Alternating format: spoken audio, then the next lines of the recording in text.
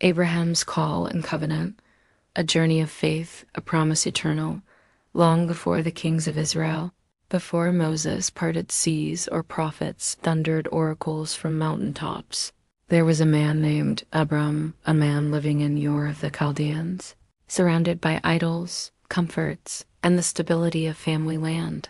He was not yet a father, not yet a patriarch, and yet this ordinary man was about to become the foundation of something extraordinary, a journey that would ripple through the ages.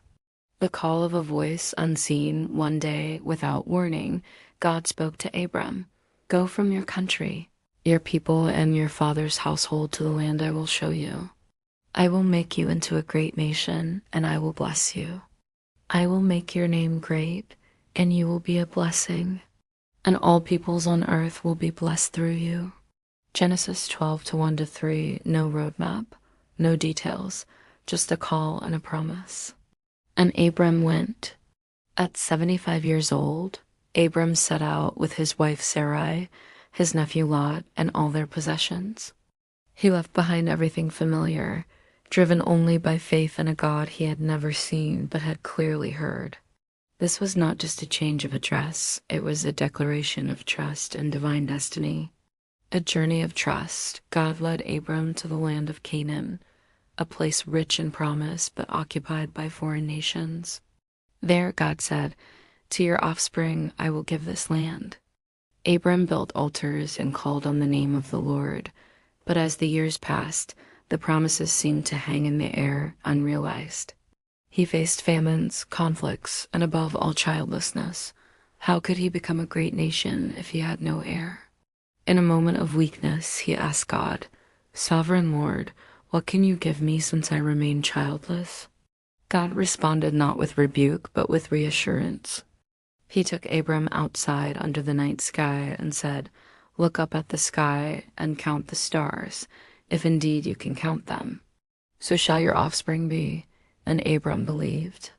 That simple act of faith was recorded not just as hope, but as righteousness. It was the moment that turned belief into covenant. The covenant cut in blood.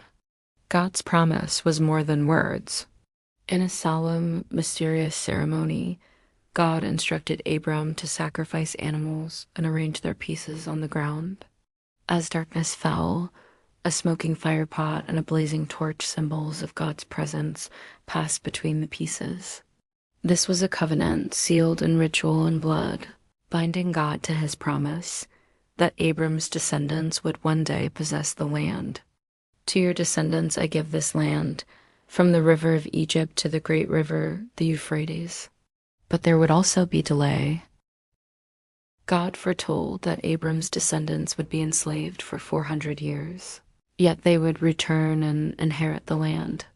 This covenant was not just about one man or one family. It was the birth of a people, a sacred agreement reaching far into the future. The struggle of human impatience, yet even the most faithful can falter. Years passed. Sarai, still barren, offered her servant Hagar to Abram, hoping to produce a child through her. Hagar bore a son, Ishmael, but this was not the child of promise. Though Ishmael would be blessed, God had something else in mind, a covenant son through Sarai herself. At 99 years old, Abram again encountered God. This time, the promise took new shape. "I am God Almighty. Walk before me faithfully and be blameless. Then I will make my covenant between me and you, and will greatly increase your numbers." God then changed Abram's name to Abraham, meaning father of many, and Sarai's to Sarah, princess. And the long-awaited promise came into focus. Sarah would bear a son, Isaac, through whom the covenant would continue.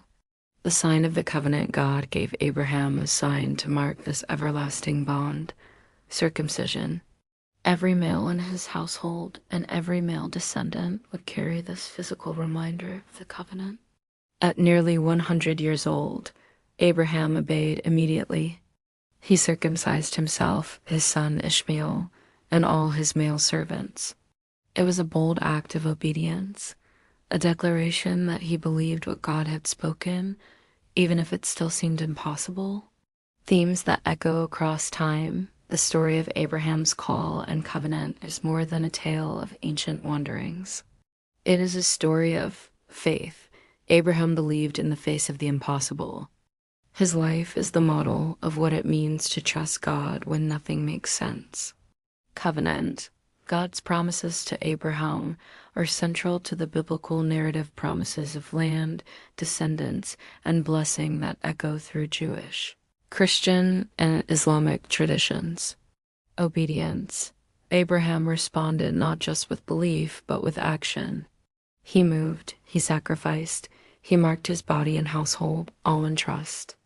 Conclusion. A story still unfolding. The call of Abraham was the beginning of something much larger than himself. Through his descendants would come a people, a nation, and ultimately, according to Christian belief, the Messiah, Jesus Christ, through whom all nations on earth shall be blessed. In Islam, Abraham is honored as a prophet and the builder of the Kaaba in Mecca. In Judaism, he is the father of the covenant. Across traditions, his story invites us to consider, what does it mean to walk by faith? What promises shape our journey? And how do we respond when God says, go?